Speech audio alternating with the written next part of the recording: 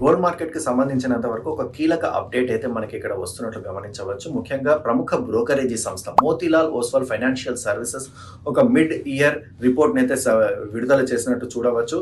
ఈ mid year report లో ప్రధానంగా గమనించినట్లయితే బంగారం ధరలు దాదాపు 6 to 8% వరకు తగ్గే అవకాశం ఉందని ఈ రిపోర్ట్లు అయితే పేర్కొంటుంది. ముఖ్యంగా జూలై నుంచి డిసెంబర్ వరకు ఈ మధ్య కాలంలో ఎలాంటి అవుట్లుక్ అయితే ఉంటుంది అనే అంశాలను కవర్ చేస్తూ మోతీలాల్ ఓస్వాల్ అయితే ఈ రిపోర్టును విడుదల చేసినట్లు మనం ఇక్కడ చూడవచ్చు. ముఖ్యంగా మోతీలాల్ ఓస్వాల్ పేర్కొన్నటువంటి ముఖ్యమైన అంశాల్లో గోల్డ్ రేట్ తగ్గడంతో పాటు ఇయర్ చివరికి వచ్చే నాటికి గోల్డ్ రేటు విపరీతంగా పెరిగే అవకాశం కూడా ఉంది అనేసి కొత్త గరిష్ట స్థాయికి అయితే చేరుకునే అవకాశం కూడా ఉందని తన రిపోర్ట్లో పేర్కొంటున్నట్లు మనం చూడవచ్చు. ముఖ్యంగా గోల్డ్ అంతర్జాతీయ మార్కెట్లలో గమనించినట్లయితే ప్రస్తుతం ఒక ఔన్స్ గోల్డ్ ధర దాదాపు $4,000 ఉంది. ఇక్కడ ఒక ఔన్స్ అంటే మనం గమనించాల్సింది 31.2 గ్రామ్స్ బంగారం అని మనం ఇక్కడ చూడాల్సి ఉంటుంది. ఎందుకంటే మన భారతదేశంలో దాదాపు 10 గ్రాముల బంగారాన్ని ఒక యూనిట్ గా అయితే మనం తీసుకుంటాం. కానీ విదేశాల్లో మాత్రం అంతర్జాతీయ మార్కెట్లలో మాత్రం 31.2 గ్రామ్స్ ని ఒక ఔన్స్ గా పరిగణిస్తారు. అలా గమనించినట్లయితే ప్రస్తుతం ఒక ఔన్స్ బంగారం ధర దాదాపు $4,000 మధ్యలో ప్రస్తుతం అయితే ట్రేడ్ అవుతున్నట్లు మనం చూడవచ్చు. ఇక్కడి నుంచి ఒక ఔన్స్ ధర $4,800 నుంచి $5,600 వరకు ఆల్ టైమ్ రికార్డును నమోదు చేసేలా ఈ సంవత్సరం చివరి నాటికి బంగారం ధర పెరిగే అవకాశం ఉందని మోతీలాల్ ఓస్వాల్ ఫైనాన్షియల్ సర్వీసెస్ అయితే చెబుతున్నట్లు మనకి ఈ రిపోర్ట్ లో మనం గమనించవచ్చు.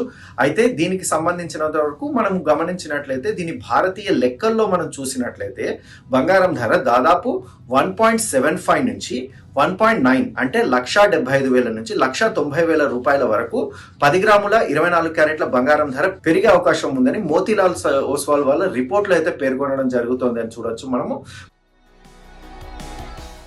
ఎలాంటి ఫ్యాక్టర్స్ ఎఫెక్ట్ చేస్తాయో మనం ఇప్పుడు చూద్దాం. ముఖ్యంగా ఇప్పుడు గమనించినట్లయితే ప్రస్తుతం అమెరికా అలాగే ఇరాన్ మధ్య జరుగుతున్నటువంటి వార్ ఏదైతే ఉందో ఈ ఉద్రిక్త పరిస్థితులు నెమ్మదిగా సద్దుమణుగుతున్నాయి. ఈ నేపథ్యంలో ఒకసారిగా అటు అంతర్జాతీయ మార్కెట్లో కూడా క్రూడ్ ఆయిల్ ధరలు దిగి వస్తున్నాయి. క్రూడ్ ఆయిల్ ధరలు ఎప్పుడైతే దిగి వస్తాయో డాలర్ రేటు కూడా తగ్గడం ప్రారంభిస్తుంది. ఎందుకంటే డాలర్ రేటు తగ్గడం వల్ల ఒకసారిగా డాలర్ కి డిమాండ్ కూడా తగ్గుతుంది. ఎందుకంటే క్రూడ్ ఆయిల్ ను డాలర్స్ లోనే కొనాల్సి ఉంటుంది అంతర్జాతీయ ఒప్పందాల ప్రకారం.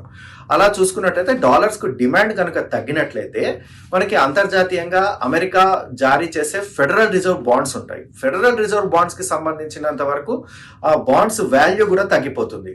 అప్పుడు ఫెడరల్ రిజర్వ్ బాండ్స్ వాల్యూ ఎప్పుడైతే తగ్గుతుందో ఇన్వెస్టర్స్ తమ పెట్టుబడులను బంగారంని ఒక సేఫ్ హెవెన్ గా భావిస్తారు కనుక బంగారంలో పెట్టుబడి పెడుతుంటారు. అలా బంగారం ధర పెరిగే అవకాశం అయితే స్పష్టంగా ఇక్కడ కనిపిస్తుంది. అంటే దీన్ని బట్టి మనం అర్థం చేసుకోవాల్సింది ఏంటంటే డాలర్ విలువ ఎప్పుడైతే తగ్గుతుందో అప్పుడు బంగారం ధర పెరుగుతుంది. ఇలా ఇది ఒక అంతర్జాతీయ వాణిజ్యంలో ఒక కీలకమైన పరిణామంగా మనం బండ గుర్తుగా పెట్టుకోవాల్సి ఉంటుంది. అయితే ఇక్కడ మనకి డాలర్ విలువ తగ్గే అవకాశం అయితే స్పష్టంగా ఇక్కడ కనిపిస్తోంది. ఎందుకంటే ఇక్కడ డాలర్లకు డిమాండ్ తగ్గుతుంది. ఎప్పుడైతే క్రూడ్ ఆయిల్ ధర తగ్గుతూ వస్తుందో ప్రస్తుతం అయితే $80 కన్నా తక్కువగా ఉంది. భవిష్యత్తులో ఒకవేళ ప్రొడక్షన్ కనుక పెరిగినట్లయితే క్రూడ్ ఆయిల్ ప్రొడక్షన్ కనుక పెరిగినట్లయితే దాని విలువ మరింత తగ్గే అవకాశం ఉంటుంది.